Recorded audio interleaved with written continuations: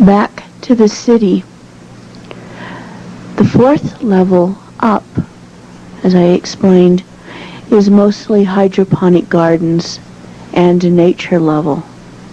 And the third level is totally hydroponic gardens. Hydroponics are how we grow and produce all of our food.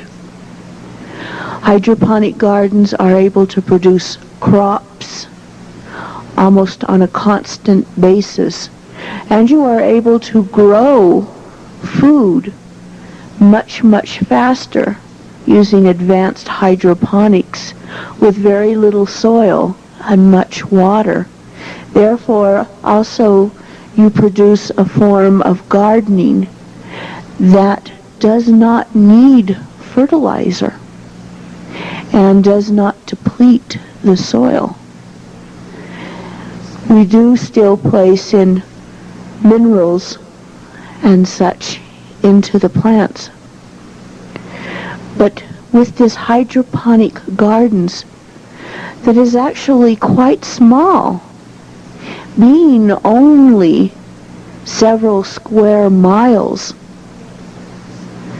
we are able to produce enough food and a large enough variety of food to feed over 1.5 million people, and to feed them with a diet that is varied enough to be interesting and fun. The diet, which is at Telos, consists almost completely of vegetables, fruits, grains, nuts, and different variations of these, such as your soy, your other grains that now produce what you call your meat substitutes. We have been on a vegetarian diet in Telos now for over 12,000 years, from the time when the city was first started being built. It was decided at that point that our diet would consist of totally vegetarian, therefore also removing the aggressive thought forms that causes animals to react so violently, and also the fact that a human body was meant to be on a vegetarian diet, and any other form of diet actually produces death and aging.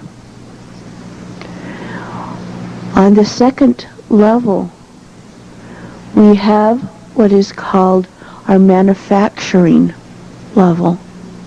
This is where we produce clothing, furniture, art forms. This is also where many classes take place. And this is also some of the living levels. On the top level of the city itself, this is where most people live. This is where most commerce takes place. This is where, you might say, our heart and our soul is. And you might say the building that represents our heart and our soul is the building that is directly in the center of the top level, which is our temple, which is a pyramid-shaped building. You may say a very large pyramidal-shaped building. The temple at Telos will hold 10,000 people at a time. It was built to be able to hold almost half of the original 25,000 person population. The temple is dedicated to the Melchizedek. The Melchizedek, you may say, is a cosmic priesthood.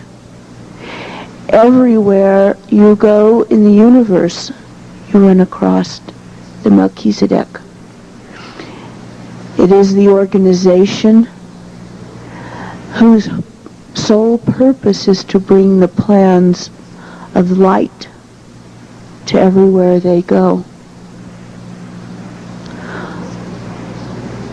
The pyramid is white, and the capstone is a stone we call living stone. It comes from Venus. From the distance, it looks rather like a crystal, but with light moving through it in a very strong color.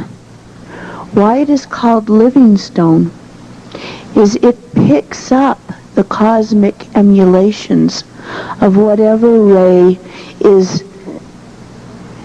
focused at the moment on the planet. The planet is set up in such a way that the rays focus themselves about every 24 hours in an intensity on the planet. Thus, for instance, on Tuesdays, the blue ray is the most predominant ray on the planet. On Fridays, the white ray.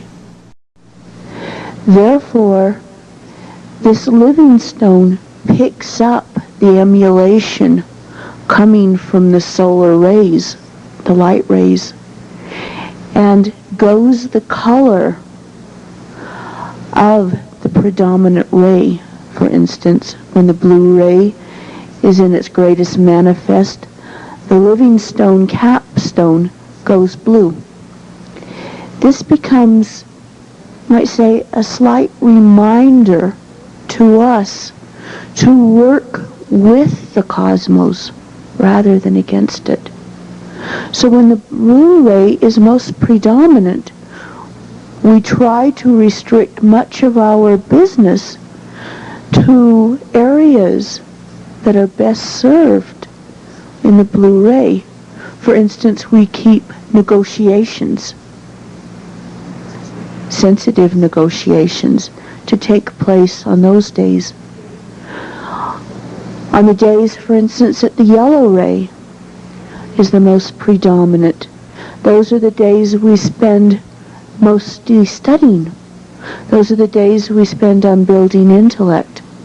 On the days when the pink ray is the most predominant, these are the days that we go into the artistic endeavors.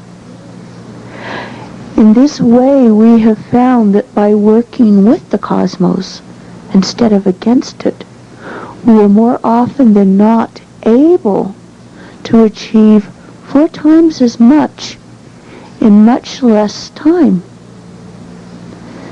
Therefore, we are able to operate without stress most of the time. Also, in the upper level, the other buildings that are very, very important to us is our council buildings, where the councils of the city gather together and deliberate what needs to be done in the city at the moment. We also have our record buildings, where all our past records, our archives, are kept in the forms of telonium plates, in the forms of crystals that can be put in crystal projectors, in the form of paintings, in the form of books. All our past records of not only Lemuria, but Atlantis, other civilizations, and the civilizations on other planets in this solar system. Also, we have our pleasure centers, our places where we do sports, where we do plays, where we produce equivalent of our films, where we listen to music, where we dance. We also have what you would call the equivalent of the holodeck in Star Trek. We have holographic projectors in holographic buildings, whereas you produce a program and you go in and play. And the computers produce images, forms that completely support what program you have picked. Thus you are able to climb a mountain or swim a river or go back to another point in history and play, creating your own form of being in the movies.